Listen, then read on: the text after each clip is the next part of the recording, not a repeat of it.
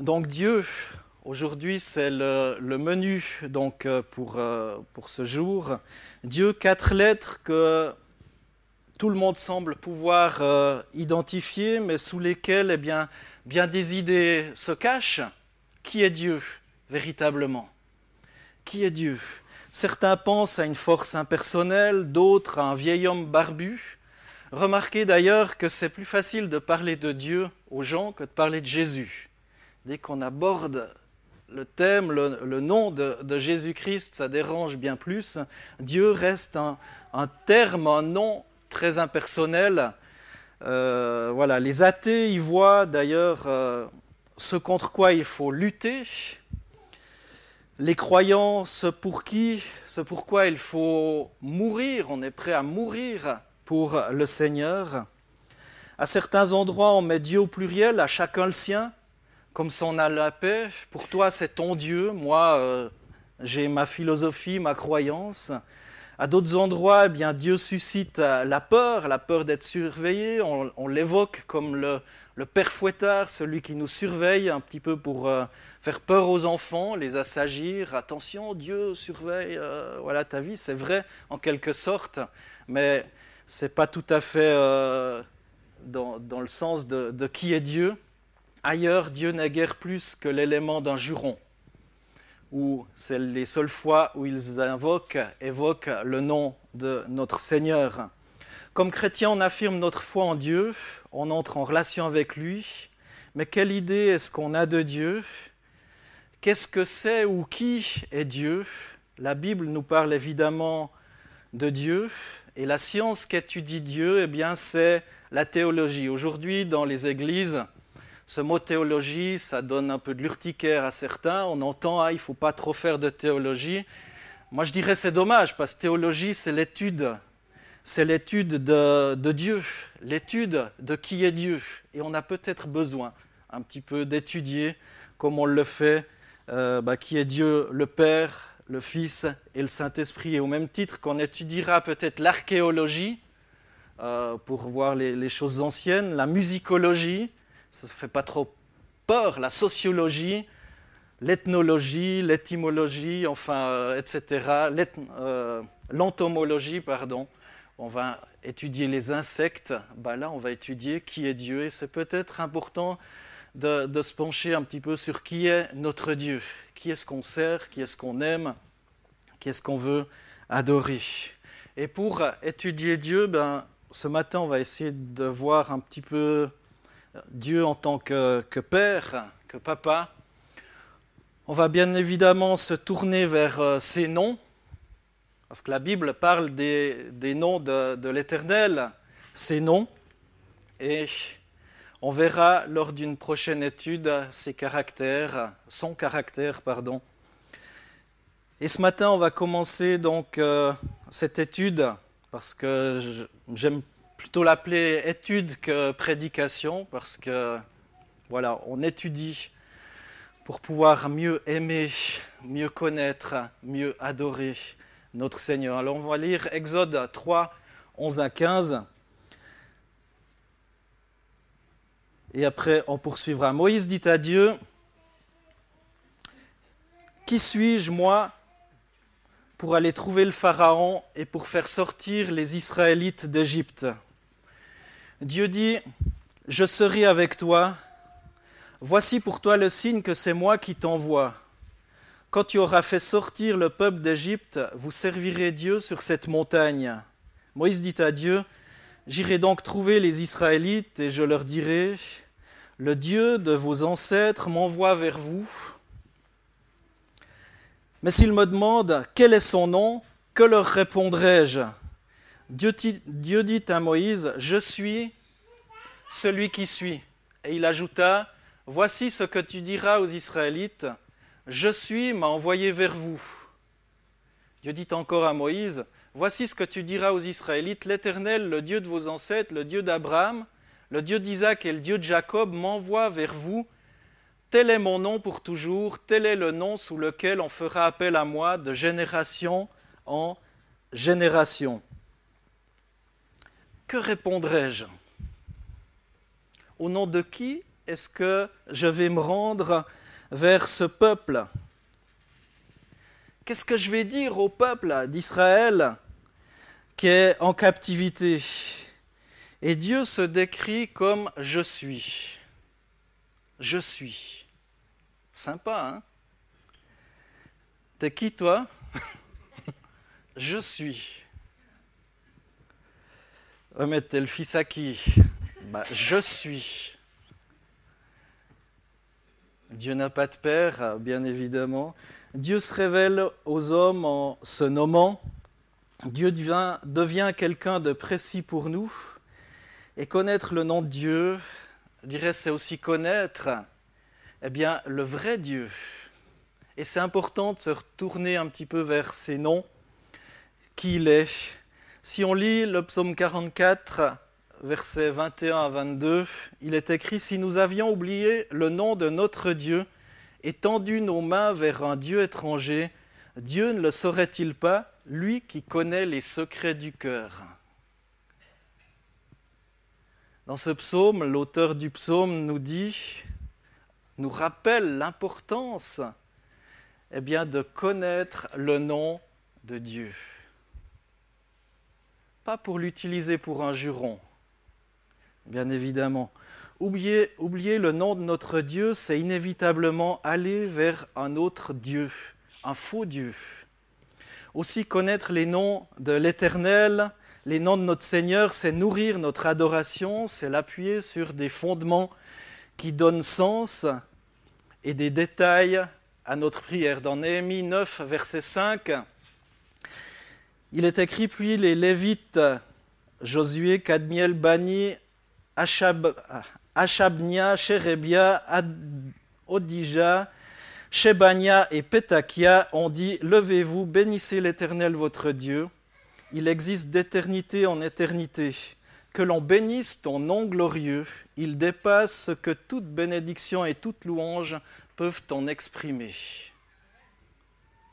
De nouveau, on parle, et là c'est dans le livre de Néhémie, de l'importance du nom de l'Éternel, son nom glorieux. Et découvrir donc les noms divins, c'est découvrir comment Dieu veut nous rencontrer. C'est vivre quelque chose de nouveau avec lui. Alors demandons à Dieu l'Esprit qu'il nous rende sensibles à celui qui veut se révéler à nous peut-être sous un autre angle, en se nommant. Dieu s'est révélé à Moïse en disant « Je suis ». La Bible parle de Dieu le Père. Et en grec, là, on fait un saut dans le Nouveau Testament. En grec, c'est Abba, ou en araméen, Abba plutôt, veut dire papa, cher père, un Dieu qui nous dépasse. Et si vous lisez dans Jean 4, versets 22 à 24, lorsque Jésus s'adresse à la femme samaritaine, il va dire « Vous adorez ce que vous ne connaissez pas. Nous adorons ce que nous connaissons, car le salut vient des Juifs. Mais l'heure vient, et elle est déjà là, où les vrais adorateurs adoreront le Père par l'Esprit et en vérité, car le Père recherche des hommes qui l'adorent ainsi. Dieu est esprit, et il faut que ceux qui l'adorent par l'Esprit et en vérité. » Jésus va dire à cette femme, vous adorez ce que vous ne connaissez pas. Et c'est important de connaître Dieu. C'est important de connaître qui il est. Il est esprit, nous dit Jésus. Il est Père, c'est vrai aussi. Les vrais adorateurs adoreront le Père en esprit. Donc on ne peut pas mettre Dieu sous un schéma humain. On ne peut pas rabaisser Dieu à notre image. C'est nous qui avons été faits à l'image de Dieu et pas le contraire. Et là, Jésus va dire Dieu est esprit. Dieu n'est pas juste, même s'il s'appelle Père, s'il se décrit comme Père, un bon Père bien évidemment, qui aime ses enfants, il n'est pas juste comme un homme ou une femme, mais il est esprit. Il a cet amour du Père, Il a ce caractère du Père, mais il est esprit. Et la première chose à bien comprendre lorsqu'on parle de Dieu, eh bien, c'est qu'il nous dépasse. Il dépasse tout ce qu'on peut penser, tout ce qu'on peut imaginer. En fait, on ne peut jamais imaginer quelqu'un qui nous dépasse autant que Dieu. En fait, heureusement qu'il nous dépasse, autrement il ne serait pas Dieu. Si on pouvait imaginer, voilà, Dieu est comme ci, il a tel caractère, telle chose, on peut connaître son nom ou ses noms, c'est très important, mais on ne peut pas le rabaisser à notre image. Et c'est pour ça peut-être que Dieu dit « Je suis ». Je suis. Au psaume 147, verset 5, il est écrit « Notre Seigneur est grand, puissant, et puissant par sa force, son intelligence est sans limite. » Qui dans cette salle a une intelligence sans limite ? Psaume 145, verset 3, « L'Éternel est grand et digne de recevoir toute louange, sa grandeur est insondable. » D'autres textes, Ésaïe 40, verset 28, « Ne le sais-tu pas, ne l'as-tu pas appris ? C'est le Dieu d'éternité, l'Éternel qui a créé les extrémités de la terre, il ne se fatigue pas, il ne s'épuise pas, son intelligence est impénétrable. »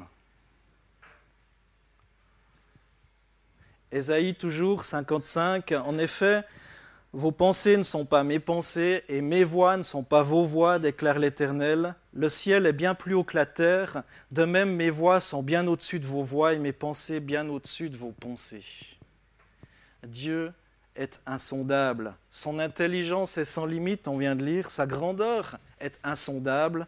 Son intelligence est impénétrable. Mes pensées, dit Dieu, sont bien au-dessus de vos pensées. L'être humain, tout au long de sa vie, tout au long de l'existence de l'être humain, a cherché à comprendre, à mettre Dieu à son image, à mettre Dieu dans une image qui cherchait à le rendre compréhensible. Mais le Dieu de la Bible nous dépasse par sa connaissance, par son intelligence, par sa grandeur, par sa dimension, par son amour, par la pureté de son être, par ses pensées, par sa bienveillance. Le Dieu de la Bible est bien plus grand que tout ce que vous pouvez penser et imaginer.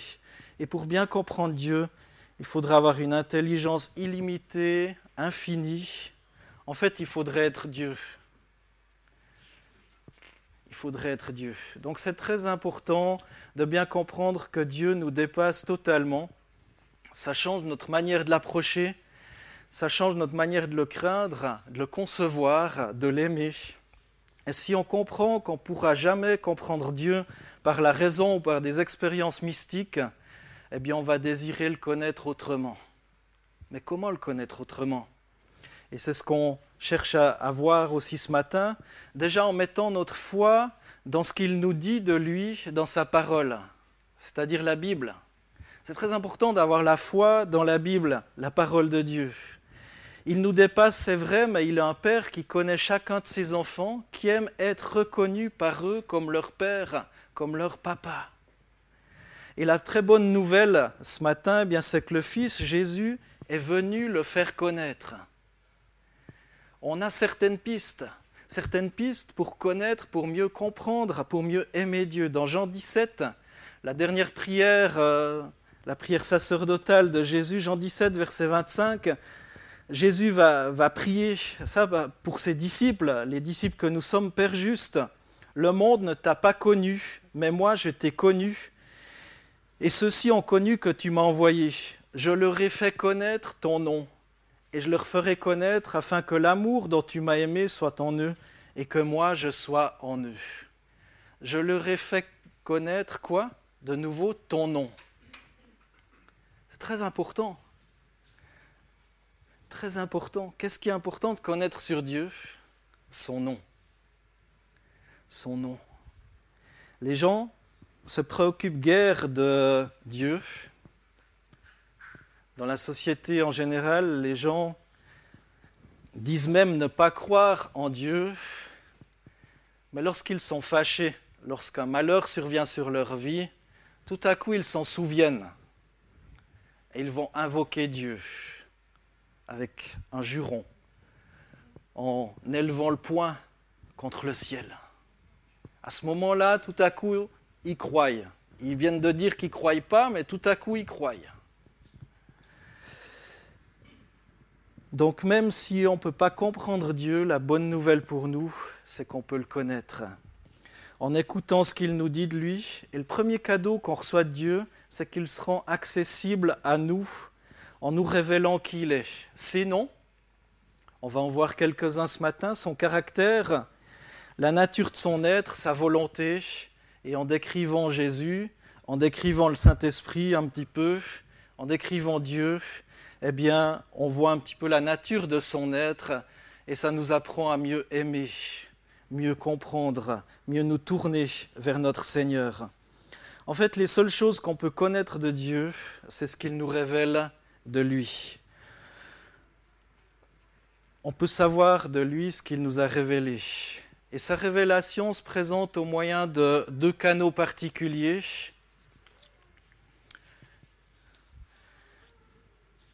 C'est ce qu'on appelle la révélation générale, qu'on trouve principalement dans la création et dans la conscience.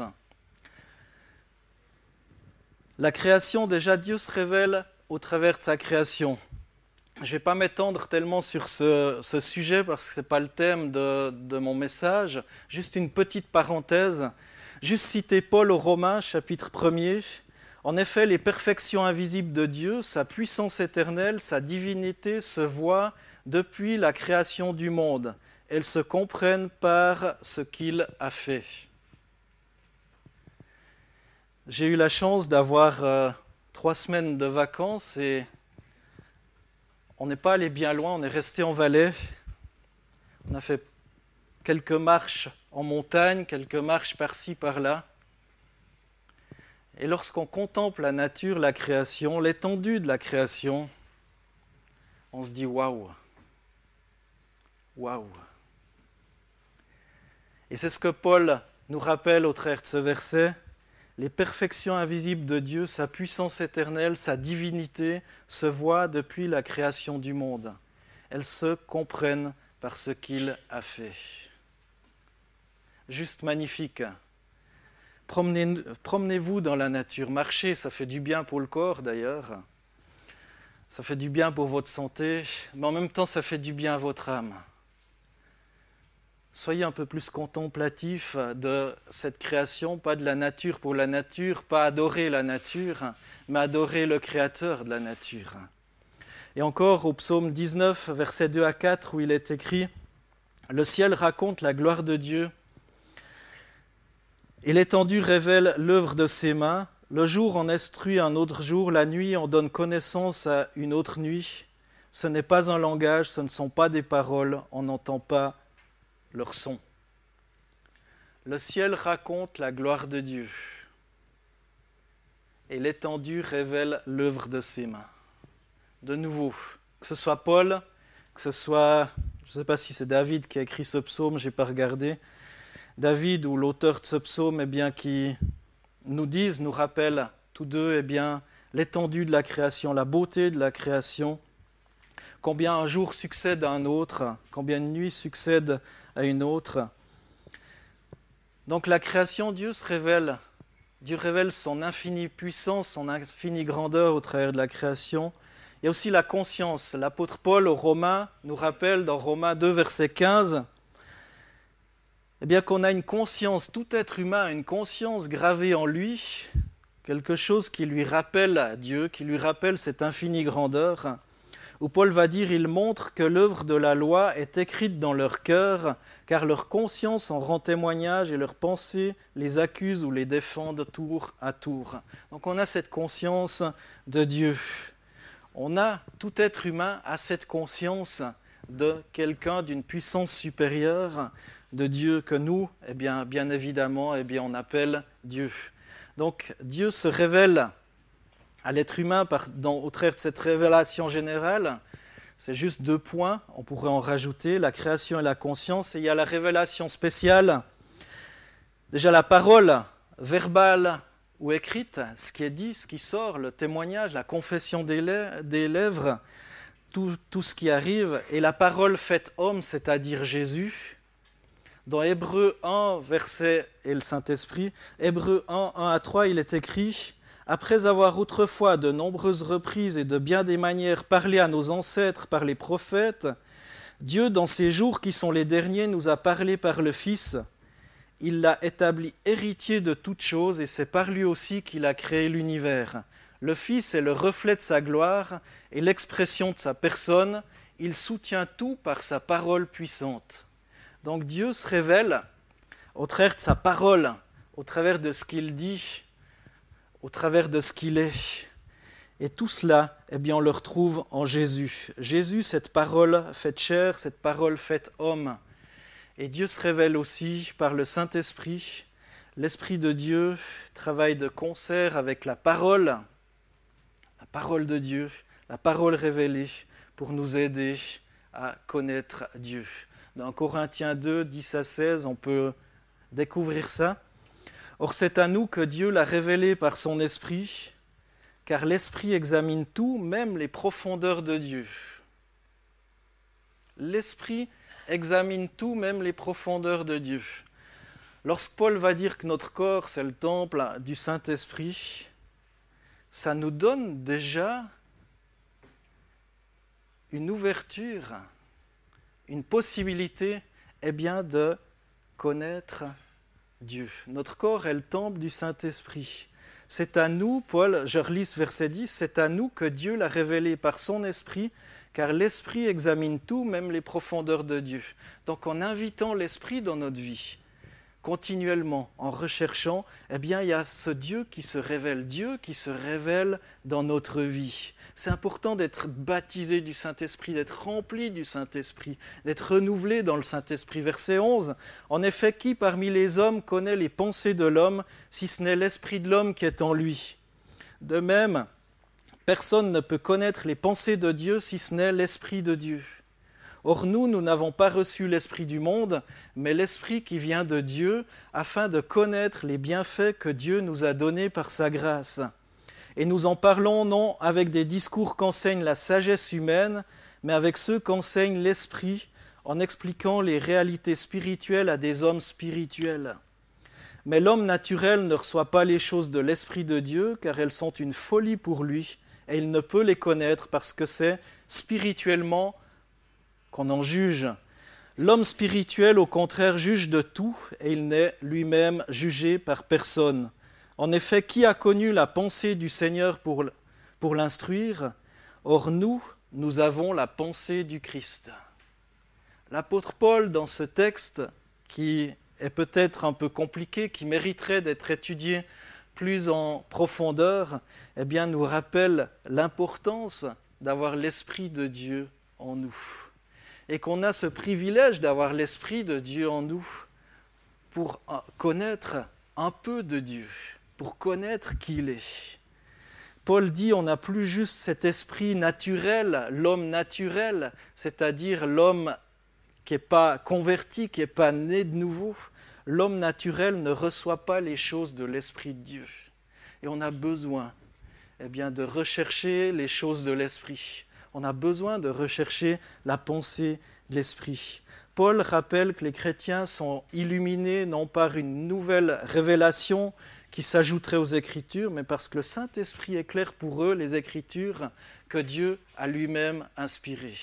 Vous voulez bien comprendre la Bible, bien comprendre la parole de Dieu, laissez-vous remplir du Saint-Esprit. Laissez-vous submerger par l'amour de Dieu. Laissez-vous convaincre tout à nouveau de péché, de justice et de jugement. Laissez-vous rejoindre par le Seigneur. Un aspect particulier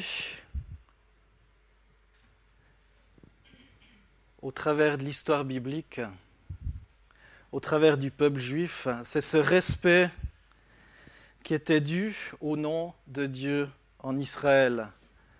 Dans Exode 20, verset 7, le troisième commandement, Pour ceux qui veulent lire les 10 commandements, c'est toujours bon à se rafraîchir la mémoire, mais le 3e commandement nous dit « Tu ne prendras pas le nom de l'Éternel, ton Dieu, en vain, car l'Éternel ne tiendra pas pour innocent celui qui prendra son nom en vain. » Combien de personnes, même qui se disent chrétiennes, qui se disent aimer Dieu, invoquent le nom de l'Éternel en vain, pour une mauvaise raison, c'est-à-dire pour un juron, par exemple. Le sens littéral de ce texte, c'est « Tu n'énonceras pas le nom de Dieu par chose vaine ». Tu n'énonceras pas le nom de Dieu par choses vaines, des choses qui ne servent à rien. Ce nom est donc pour Israël aussi sacré que Dieu lui-même. Dieu se révèle au travers de son nom. Il nous rappelle ce matin l'importance de son nom. C'est au nom de Jésus que l'on prie aussi. Jésus étant Dieu, on voit de nouveau, et ce n'est pas le thème de mon étude, mais étudier aussi tout ce qui se passe au nom de Jésus-Christ, qui est Dieu d'ailleurs. De nouveau, on parle du nom de Jésus. Celui qui m'invoquera, invoquer son nom, sera sauvé. L'importance du nom, que ce soit dans l'Ancien Testament comme dans le Nouveau Testament, l'importance du nom de Jésus qui est Dieu. Ce n'est pas un autre Dieu, ce n'est pas un petit Dieu, mais Jésus est Dieu. Et je vous invite juste à réécouter peut-être les messages que j'ai donnés précédemment sur Jésus-Christ. Ce nom est donc pour Israël aussi sacré que Dieu lui-même. Ce nom est objet du plus haut respect de la part de tous les croyants. Pour les Israélites, ils en avaient une crainte énorme. Dans Deutéronome 12, 10 à 11, on lit qu'au pays de Canaan, Dieu se réservera un lieu où résidera quoi ? Son nom. C'est écrit là, vous pouvez le lire avec moi. Mais vous passerez le Jourdain et vous habiterez dans le pays dont l'Éternel votre Dieu vous fait hériter. Il vous donnera du repos en vous délivrant de tous les ennemis qui vous entourent et vous habiterez en sécurité. Là sera le lieu que l'Éternel votre Dieu choisira pour y faire demeurer son nom. Pas juste sa présence, pas juste sa gloire, pour y faire demeurer son nom. Et c'est important d'invoquer le nom, l'Éternel. Dans d'autres passages, le nom de Dieu est encore synonyme de sa présence. Par exemple, au psaume 20, verset 2, « Que Yahvé te réponde quand tu es malheureux, que le nom du Dieu de Jacob te protège. » Yahvé. Donc, on comprend un petit peu mieux ce 3e commandement. Le fait qu'au nombre des péchés principaux condamnés par les 10 commandements figure celui qui consiste à prendre le nom de Dieu en vain. Est-ce que ça nous touche encore lorsque on a des gens qui jurent comme des charrons autour de nous? Est-ce que nous-mêmes, parfois, on jure? Est-ce que ça nous touche? Considérez ce que je viens de dire, considérez la parole de Dieu, considérez ce 3e commandement, cette vénération du nom extraordinaire de Yahvé, qui veut dire « il est ». Il est, Yahvé, il est. Tourne même chez les Juifs en superstition. On en vient à ne pas oser prononcer ce nom, à en interdire l'usage, à même punir de mort les rabbins qui par erreur l'avaient publiquement prononcé. Il y a cette crainte imposée du nom de l'Éternel. Le mot lu, sinon écrit, a été rayé de la Bible. Sur les 4 consonnes qui forment ce donc JHVH, donc ont été rajoutées des voyelles pour faire le vocable Adonai, qui veut dire Seigneur.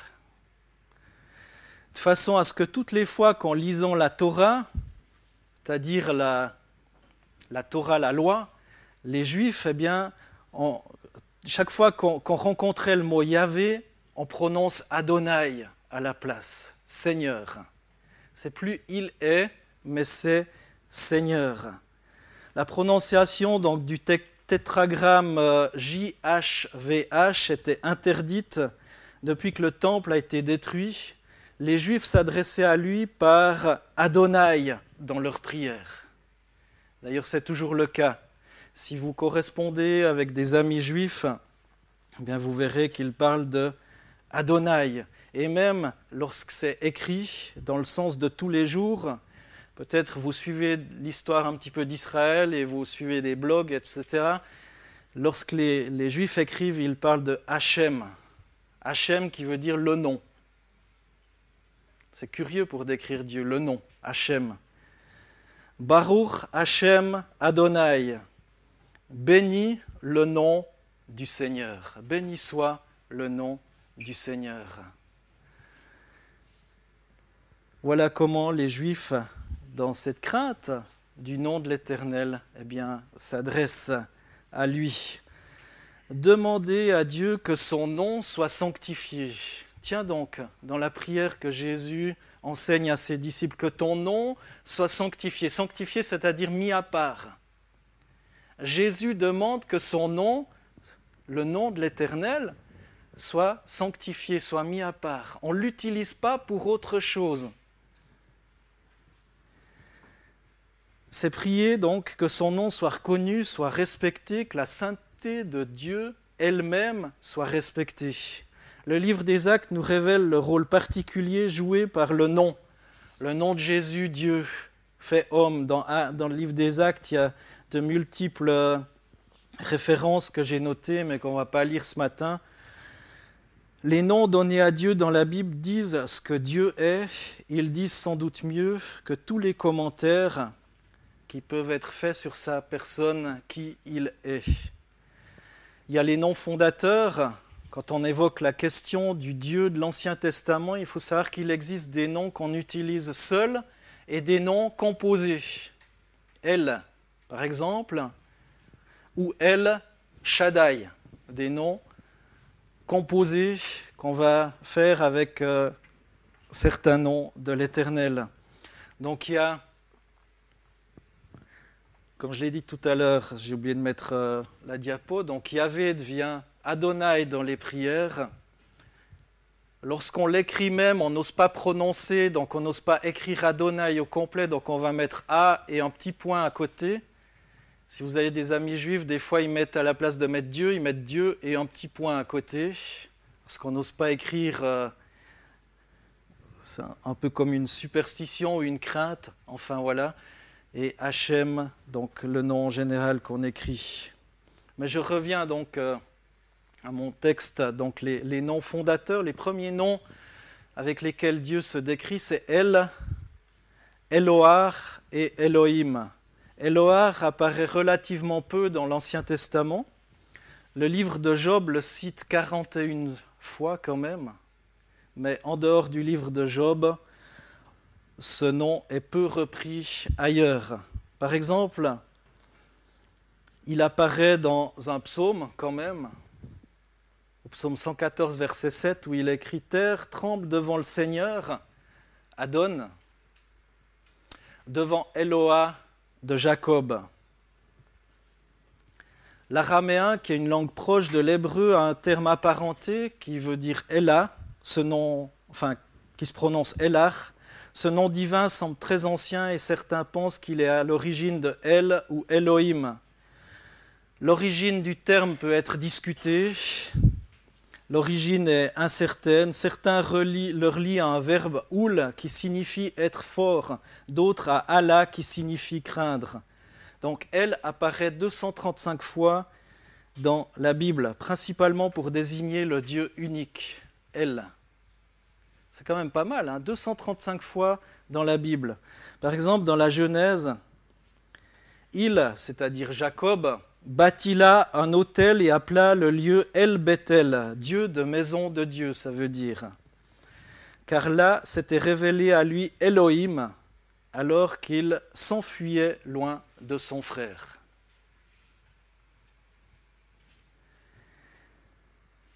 Donc El, Elohim, Eloah, souvent le petit mot El, Dieu,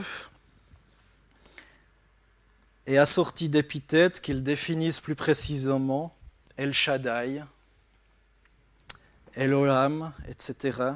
Et par ce moyen, les auteurs inspirés de la Bible distinguent El unique des faux dieux El au pluriel des nations païennes. Donc le Dieu de la Bible est très différent. Elohim, c'est le nom le plus répandu dans la Bible, enfin dans l'Ancien Testament, puisqu'il apparaît 2312 fois. C'est pas mal. Elohim, bien que pluriel, se conjugue au singulier, parce qu'on n'a pas plusieurs dieux, mais on n'a qu'un Dieu. Et de nouveau, il se distingue des dieux païens. La forme plurielle du Dieu de la Bible évoque le respect voué à Dieu. En même temps, il indique la présence de plusieurs personnes réunies en Dieu, le Père, le Fils et le Saint-Esprit. Elohim est dérivé d'une racine signifiant être fort, puissant. Donc on pourrait dire Elohim, celui qui est fort, celui qui est puissant. C'est le premier nom divin qui apparaît dans la Bible. Dans Genèse 1, verset 1, « Au commencement, Elohim créa le ciel et la terre. » Je ne sais pas si je l'ai mis celui-là. Ben non, je ne l'ai pas mis, mais ce n'est pas grave. Au commencement, Elohim créa le ciel et la terre. C'est le tout premier nom de Dieu qui est décrit, qui est noté dans la Bible. Ce nom du Dieu puissant convient particulièrement au Créateur, c'est lui qui a tout créé. Et c'est pour ça qu'il est peut-être employé. Elohim, c'est une expression unique à l'hébreu et donc à l'Ancien Testament. Certains pensent que ce nom pourrait montrer que Dieu est unique en tout point, dans sa diversité. Ça annonce aussi le mystère triple de Dieu. Ça parle déjà, entre guillemets, de ce qu'on décrit la triunité ou la trinité, que Dieu est mystérieux, Dieu est trinitaire, et que Dieu est pluriel. Dieu est Père, Dieu est Fils, Dieu est Saint-Esprit. Dans Genèse 3, 22, on peut lire « Yahvé Elohim dit « L'homme est devenu comme l'un de nous pour la connaissance de ce qui est bien ou mauvais. » Elohim est souvent accompagné de titres qu'il désigne en majorité comme le Dieu qui sauve. En particulier, il est associé à des personnes avec qui il fait alliance. C'est Elohim d'Abraham, d'Isaac et de Jacob, de David, ton père. Elohim, le Dieu d'Abraham, d'Isaac et de Jacob. Souvent, on rajoute des qualificatifs derrière. Ce n'est pas le Dieu de n'importe qui, c'est le Dieu d'Abraham, d'Isaac et de Jacob. Les descendants d'Abraham devaient se servir du nom de El, comme pour désigner la divinité. On voit encore dans la Bible El Shaddai, qui veut dire Dieu tout-puissant. Il n'est pas noté souvent dans la Bible, 7 fois seulement. Et Shaddai tout seul revient 48 fois dans la Bible, dans l'Ancien Testament. C'est le nom donné à Dieu par Abraham, Isaac et Jacob en priorité. Dans Exode 6.3, il est écrit « Je suis apparu à Abraham, à Isaac et à Jacob comme le Dieu Tout-Puissant, c'est-à-dire El Shaddai, mais je n'ai pas été connu d'eux sous mon nom, l'Éternel. » Et c'est Yahvé qui est utilisé. Donc ils ont connu... Je suis apparu à Abraham, Isaac et Jacob comme le Dieu Tout-Puissant. Dieu s'est révélé à Abraham, Isaac et Jacob comme étant ce Dieu Tout-Puissant, mais pas comme Yahvé. Intéressant aussi. Donc ça indique aussi El Shaddai, on pourrait dire c'est la montagne qui est élevée, celui qui est au-dessus de, ce Dieu qui est au-dessus, qui est tout-puissant. Et donc ce nom indique qu'il faut adorer le Créateur et non sa création, le Dieu au-dessus, le Dieu qui surplombe toute la création. El Shaddai, tout-puissant. C'est un petit peu ce que dit le psaume 121, verset 1. « Je lève les yeux vers les montagnes, d'où me viendra le secours? Le secours me vient de Yahvé qui a fait le ciel et la terre. » De nouveau, ce Dieu tout-puissant, c'est lui qui est au-dessus. Le secours me vient de Yahvé, le secours me vient de l'Éternel qui a fait les cieux et la terre. Donc ce n'est pas les montagnes qui sont autour de Jérusalem qui la protègent, mais c'est le Seigneur qui a créé les montagnes. Donc c'est important, lorsque on contemple la nature, de voir Dieu qui est au-dessus de tout ça. Dieu qui règne sur sa création. Il y a d'autres mots qu'on va voir en vitesse. El Elyon, qui veut dire Dieu très haut, dans Genèse 14, 18 par exemple. On le traduit généralement par le très haut, celui qui est au-dessus. On voit au travers de ce texte qui parle de Melchisédek.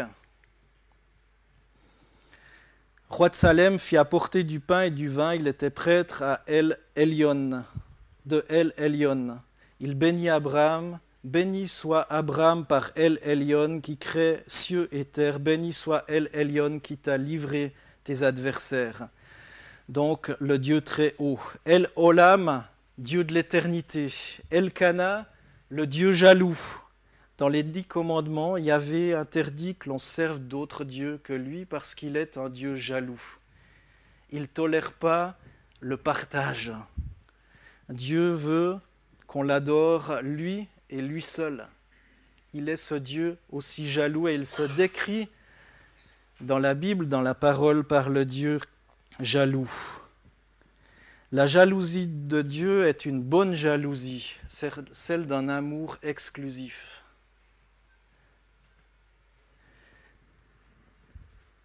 Dieu exprime le fait que l'amour implique qu'on tienne fortement à l'autre et que l'engagement de l'un pour l'autre doit être total et réciproque. La Bible parle toujours de la jalousie de Dieu face à l'idolâtrie aussi. Et là encore, on doit réfléchir à notre attitude. Quand Israël a trompé Dieu en se livrant au culte des idoles, Yahvé l'a sanctionné en l'exilant, en l'envoyant en exil. Donc c'est important, là encore, de ne servir que Dieu et Dieu lui seul. Servir Dieu comme le Dieu jaloux, c'est aussi mettre en question mes priorités, nos priorités. C'est beau d'attendre que Dieu, ému de jalousie, nous défende, mais ce qu'on oublie, que cette juste jalousie est aussi un appel à notre fidélité dans notre union à lui. On est appelé à être fidèle à lui. Il y a El Olam, comme je l'ai dit tout à l'heure, Elkana, il y a El Elyon, le plus haut, celui qui est au-dessus, El Roy, le Dieu qui voit, Elaï, le Dieu vivant. Dieu se laisse nommer, Dieu se laisse connaître, mais en même temps, il ne nous a pas totalement dévoilé qui il est. Il se définit, il se décrit comme « je suis » ou « il est ». Il reste des mystères sur Dieu et on n'aura jamais fini de comprendre qui il est. Mais qu'on puisse bien comprendre que même si on est peut-être tout petit face à l'infinie grandeur de Dieu, eh bien il se révèle malgré tout à nous et il veut nous permettre, en invoquant son nom, d'être sauvés. En invoquant son nom, de voir sa gloire paraître, de voir des guérisons, de voir des signes, des prodiges et des miracles. Dieu nous parle de lui-même, mais la connaissance qu'on a de lui ne fait pas de lui notre possession. C'est nous qui appartenons à Dieu. Ce n'est pas Dieu qui nous appartient. Dieu nous invite à le connaître, mais pas pour qu'on domine sur lui, mais pour qu'on se soumette à lui dans l'adoration. Et c'est important de l'adorer, c'est important de se soumettre à lui, c'est important de l'écouter, d'écouter sa parole, d'écouter ce Dieu mystérieux. Et je terminerai cette série de messages sur Dieu, certainement le dimanche 23 août. On y découvrira bien d'autres noms, notamment Yahvé. Yahvé, c'est le nom le plus répandu dans l'Ancien Testament pour désigner Dieu, qui revient 6499 fois dans l'Ancien Testament. Donc j'essaierai un petit peu de terminer en parlant aussi de son caractère, en parlant d'autres éléments la prochaine fois, de terminer cette série de messages sur Dieu. Et on aura vu un petit peu plus qui est Jésus, qui est le Saint-Esprit, qui est Dieu le Père, ce Dieu je suis, ce Dieu il est, ce Dieu tout-puissant, ce Dieu de l'éternité, ce Dieu jaloux, ce Dieu qui est au-dessus de nous. Et que ça nous aide à bien comprendre aussi sa volonté, qu'on n'utilise pas son nom pour dire et faire n'importe quoi. Peut-être si ça vous aide aussi à avoir un peu plus la crainte de son nom et de voir combien son nom est important, combien le nom de Jésus est important aussi. Combien c'est important d'invoquer le nom du Seigneur. David invoquait son nom, Paul invoquait son nom, les apôtres, les disciples invoquaient le nom de l'Éternel, Moïse invoquait son nom. Et on est aujourd'hui appelé à nouveau à nous tourner vers son nom.